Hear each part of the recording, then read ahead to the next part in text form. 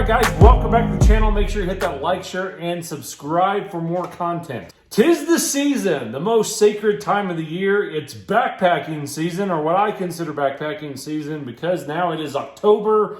Fall is here. We are getting those nice, cool, crisp evenings and slightly warm afternoon sun, and especially being up in the mountains, this is the perfect time of the year for go backpacking. So, all right, so we're going to talk about my food bag, what I carry for my food backpacking, and how I do it, what I pack, and what I carry for 3-day weekends.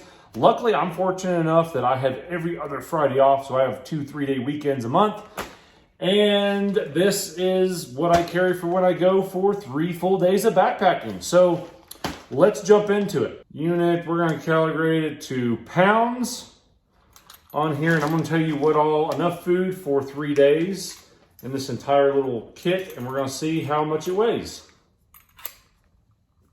So all my food roughly is about, you can see this, about 4.5 pounds. So 4.5 pounds is my kit bag and everything else. I use Snuck Pack dry bag. They're nice and thin, lightweight. They do keep the water out really well, and they cut down on the scent for bears and stuff like that. And you know, obviously when you're backpacking, you don't want your food to be nestled up in here like a little baby with you while you sleep.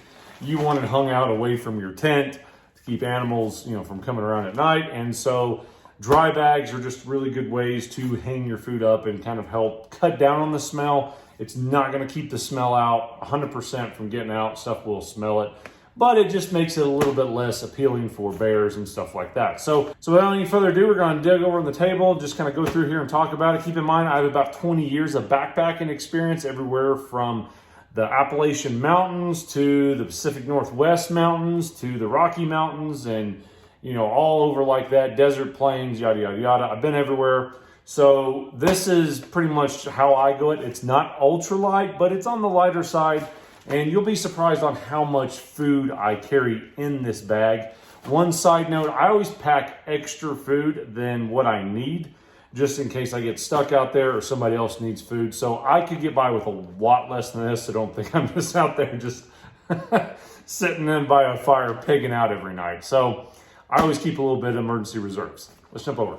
All right, so I always keep a carabiner just attached to it. This is some cheap Chinese brand that I got. I just keep one that's easy to find. This reflects a little bit just to help me find it in the trees if I need to when there's low visibility. I've just found this one reflects, you know, relatively nice. So let's dig into what do I have.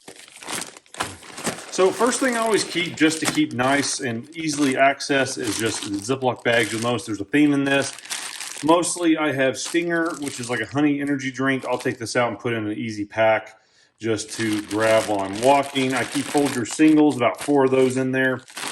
Usually I like super strong coffees. So, you know, 2 mornings roughly, you know, Saturday morning and Sunday morning, I'll double this up. And then I also have a little liquid IV, if you can see this. Hydration multiplier, has electrolytes, mango, really good, especially for being out in the desert. It just makes you multiply the water in your system and just utilizes it more. And the other great thing is just electrolytes, being out, you know, obviously in the mountains. Especially, I've been doing a lot more desert backpacking lately, and it's nice to have, you know, some stuff like that, because usually what I've noticed is filtering. I have a very nice filter, which we'll get, that's a whole different video, but I have a really nice filter and it gets out pretty much everything, but the taste is still a little funky. So if the water is just not that great tasting, you know, this is a good good to dilute it down for when you're backpacking. I also keep a little aluminum foil in just for, you know, whatever else you may need. Honestly, if you have the license or whatever, you want to kill a little game animal or something just for the fun of it, and you have a nice little rotisserie or something, you can cook stuff in that for whatever reasons. Emergency stuff, it's really good for emergencies. Just keep a little fold-up paper towel in there for stuff. But yeah, that's pretty much just a little odd men stuff. You know, I've done this system for years and years, and it is, you know, never let me down. And I've, you know, like I said, I do, you know, 30-mile hikes. Used this for quite a long time. I had an MSR before that, and it finally just wore out. This is just a regular, just run-of-the-mill Tokes Titanium 750 milliliter. I've used this for just a long time. It's perfect for, you know, cooking, you know, drinking, making coffee, boiling water, just a little cup. It's honestly, it's wonderful. I I don't see any reason to ever change it. Super lightweight, weighs almost nothing. Excellent.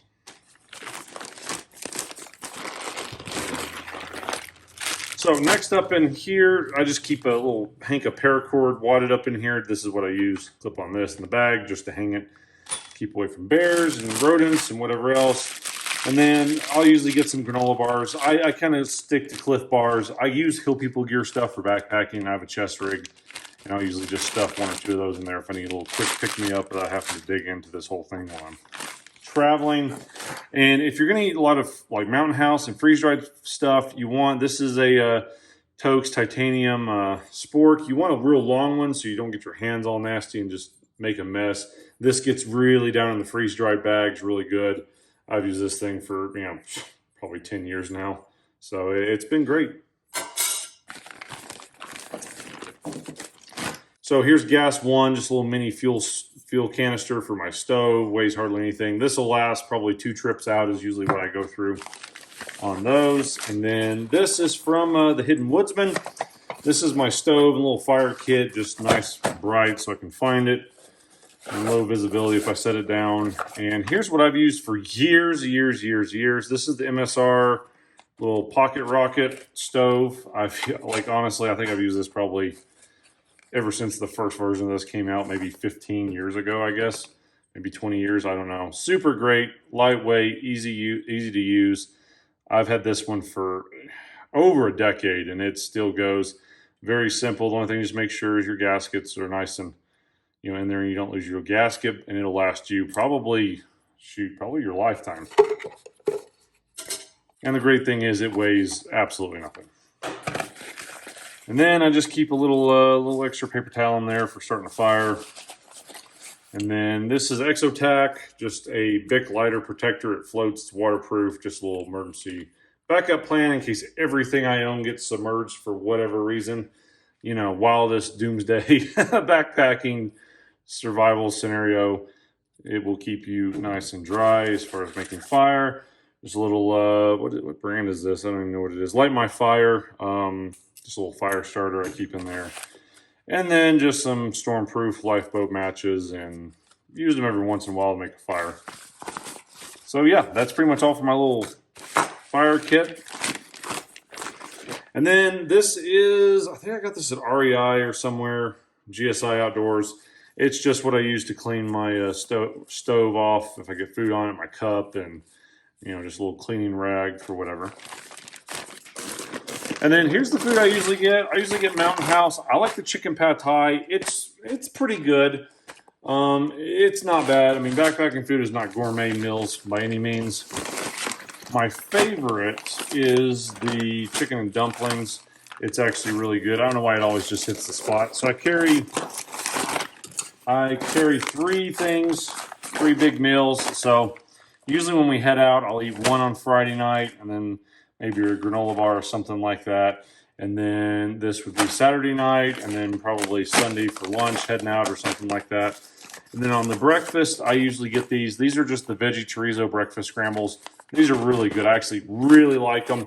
Sometimes I'll pack some little oatmeal packets too and kind of mix it in there and eat that. And then I've been eating these a lot more for breakfast too. This is my second one. The first one was really good.